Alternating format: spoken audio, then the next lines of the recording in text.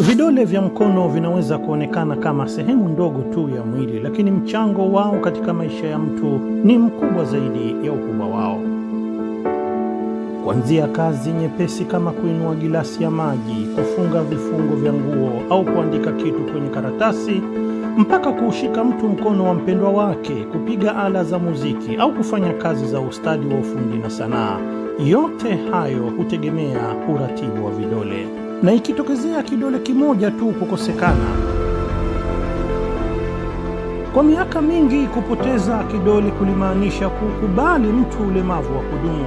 Ilimbidi azoee kuishi na hali hiyo, lakini sayansi haikuliridhia hilo.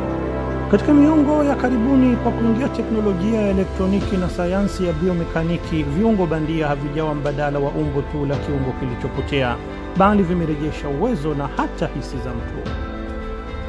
Moja ya mafanikio makubwa katika safari hii ni kuvumbuliwa kidole bandia cha kimekanika, teknolojia mahsusi kwa watu waliopoteza vidole, lakini wangali wanataka kuendelea kuishi kwa kujitegemea, kufanya kazi na kutumia mikono yao kwa ufanisi. Vidole hivi si vipande vya plastiki tu au chuma, ni mchanganyiko wa uhandisi wa mitambo, elektroniki na uelewa wa kina wa maumbile ya mkono wa binadamu. Viinjini vidogo vidogo na mifumo ya hali ya juu ya harakati huwezesha kidole kufanya kazi kikawaida na kwa urahisi. Kwa miaka mingi teknolojia hii ilikuwa imehudhiwa na nchi chache tu, lakini ukiritimba huo sasa umevunjwa.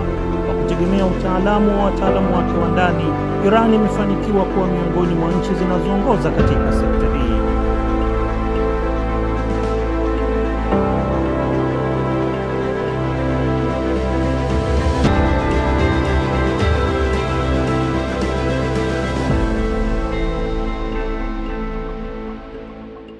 Iran ni nchi ya pili sasa duniani yenye teknolojia ya kidole bandia iliyotokana kikamilifu na utaalamu wa ndani, ambayo ni hatua muhimu katika kujitegemea kwenye utengenezaji wa viungo. Chimbuko la mafanikio haya halikuanzia maabarani wala viwandani, bali lilitokana na tukio chungu lililojiri miaka kadhaa nyuma. Ni siku Amir Paidar Sani alipokuwa akifanya kazi hadi usiku wa manane katika karakana ya baba yake. Kwa sababu ya kuchoka sana, Amir alifikwa na ajali iliyobadilisha mkondo wa maisha yake.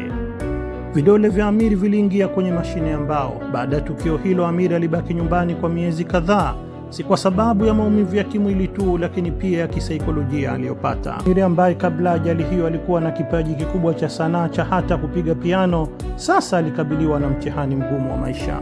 Leo hii juhudi zake binafsi zimezalisha bidhaa ya viwandani. Kidole hicho cha kimekanika sasa kinavutia wateja kutoka nchi mbalimbali duniani, na yeye Amir si mtengenezaji tu, ni mshauri wa wengi waliofikwa na tajiriba chungu kama yake. Huzungumza nao kwa masaa mengi kwa sababu anayadiriki maumivu yao. Leo matokeo ya uamuzi wa binafsi na juhudi za miaka kadhaa vimegeuka kuwa mafanikio makubwa ya kisayansi na kiufundi, bidhaa ambayo sio tu imebadilisha maisha ya wengi, lakini imewarejeshea pia uwezo wa kujitegemea, kujiamini na kuwa na matumaini ya maisha. Iran sasa imekuwa nchi ya pili duniani inayomiliki kikamilifu teknolojia ya kidole bandia kwa kutegemea utaalamu wa ndani. Bismillahirrahmanirrahim. Bande Amir Paidar Sani, mudiri amil shirkat Danish Bunyad. Katika ulimwengu ambao teknolojia kama hizi huhodhiwa na nchi chache tu, mafanikio hayo yanatoa taswira tofauti ya uwezo wa kitaalamu wa Iran.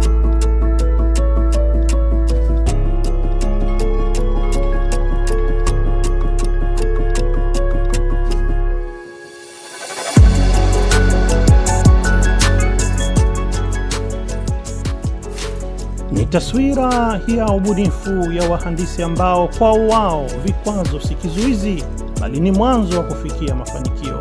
Kidole cha kimekanika ni zaidi ya bidhaa ya kiuhandisi. Teknolojia hii ni simulizi ya mwanadamu, sayansi na azma. Ni kisa kilichoanza kwa hitajio la mtu binafsi, lakini leo kimekuwa mafanikio yanayotambuliwa kimataifa.